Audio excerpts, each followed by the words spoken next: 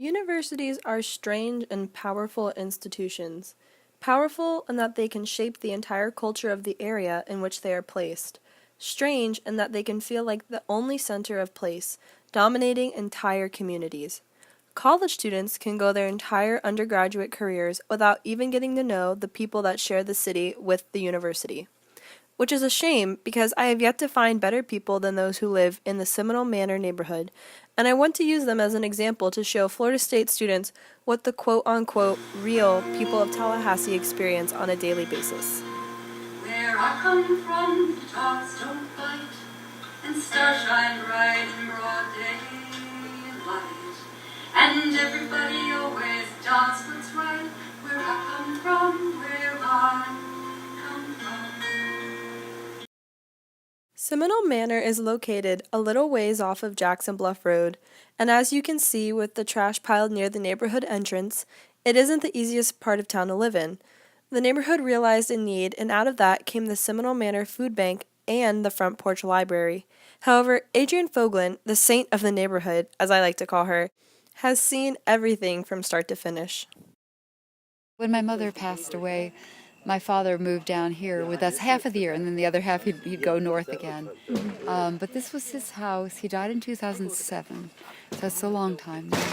And when he died, I just didn't want to get rid of the house because it was all his stuff is still in there. You know, all the family photos and the immigration papers from Sweden for his family. You'll have to come look at this stuff. And so the first thing we did was we thought, well, we'll have a children's library on the porch. So we called it the Front Porch Library. And then it expanded into the house completely. And we've used it for a lot of things. Like we've used it occasionally to house someone homeless, but, you know, mainly for the neighborhood. And then Donna came home on the day of the Women's March with a load of bread, as I remember it, and we had to give it out. And then she came home with some other stuff. So we set up some tables, and for a long time we had an outdoor stand where you could just come get anytime. And then we got a tent that Ray picked up at Goodwill for $7, I think, a mesh tent. We put that out. And then Lucky's decided they weren't going to deal with anyone who wasn't part of Second Harvest. For protection, you know, because we could poison someone. We didn't have refrigeration. We had coolers, which was not the world's best. We had a great fly population. It was really bad. And so we decided to try. And we had to get refrigerators, and people donated refrigerators and freezers. So we now have we have 2 stand-up freezers and 4 refrigerators and a cold room that we have air-conditioned all the time because it has to be 72 degrees or less in the storage space.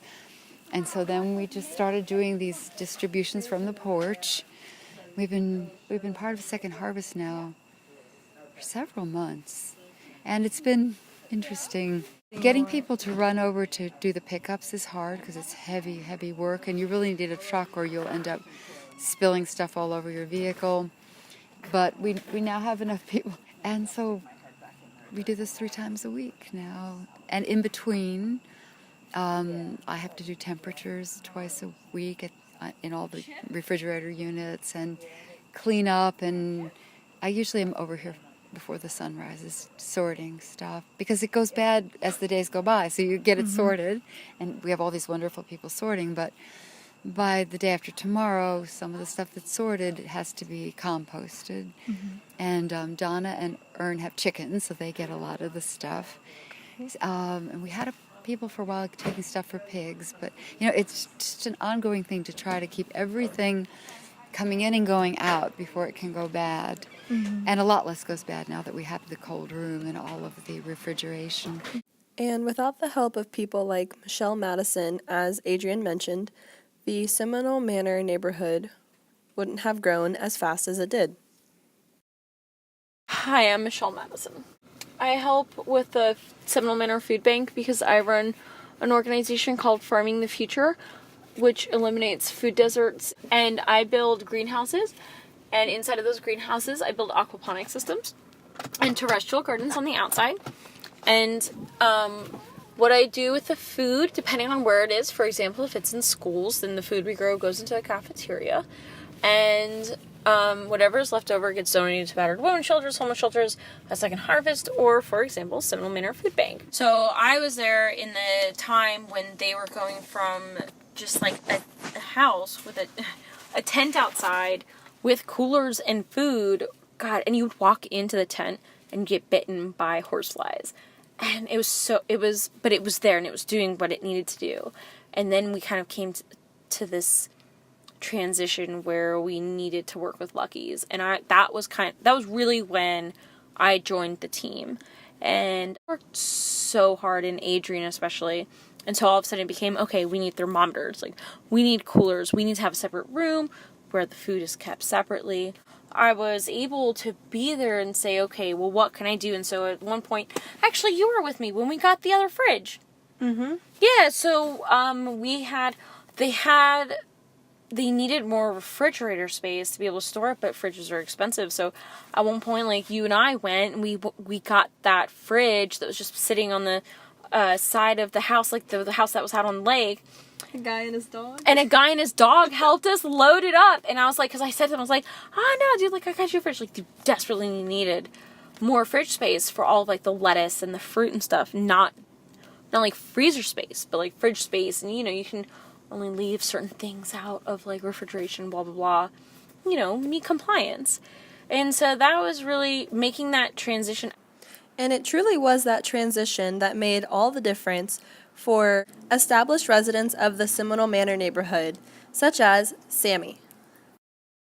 I'm Sammy Pigeon. I've lived in Seminole Manor for 29 years now. Probably the camaraderie between everybody. Mm-hmm. Everybody gets along well. It's just people coming together and helping the community out. And we're not just helping our neighborhood out, we're also helping out other people from different neighborhoods. Mm-hmm. Which is great. I think it's hard to get started. Actually, coming up with the volunteers can be hard at times. Getting people to find. Yeah, we're really limited with people volunteering. That's the biggest thing. And we're blowing out our backs. Yeah, yeah. We need young pups. I hope I got that. Go recruit Gold's Gym and get us some good ones. And just as Sammy mentioned, here's the story of one of the newer residents using the food bank and how their actions have ripple effects. My name is Stephen Barnes. I've been coming to the Seminole Manor Food Bank for like maybe 4 months or so, or 3. I come in and volunteer Thursday evenings. My van broke down about almost a year ago, and I got a bike to commute to work. Since walking was just too far to walk, and ever since then I've been biking full time. I don't drive a car anymore, and it's changed the way I've interacted with the city. In terms of like coming and picking up food at the food bank, I've got a basket on the back of my bike, but in addition to that, I have a really big trailer that I can pull behind me, and I can carry easily 100 pounds of food if I needed to, and I have maybe not quite that much in the past, but definitely can carry a whole lot of food. And so it's really like I'm not making any sacrifices with biking and picking up food from the food bank. A Seminole Manor Food Bank means just like a whole lot to me. It meets my needs for fresh fruits and vegetables, and I like to eat a diet like with lots of fruits and vegetables, and so it really means that I'm able to save a lot of money on food, and I really love that it's food that would otherwise be wasted. And it also means like an opportunity for me to share this food with other people as well. And so it gives me like an amazing source to bring back different things to my community and the people in my neighborhood. They're too modest to say it themselves, but the Seminole Manor neighborhood is the very definition of loving your neighbor, and they're leaders demonstrating to the rest of Tallahassee how to build sustainable communities by uniting dignity and humanity. And really, that's why I chose this story to tell, because despite all odds, they saw a need and they decided to try. There really is something so beautiful about being able to participate in a narrative that's still being written. So please, remember this map, remember where Seminole Manor is located, and if you ever have the chance, I encourage you to stop by. because I know I was glad I did.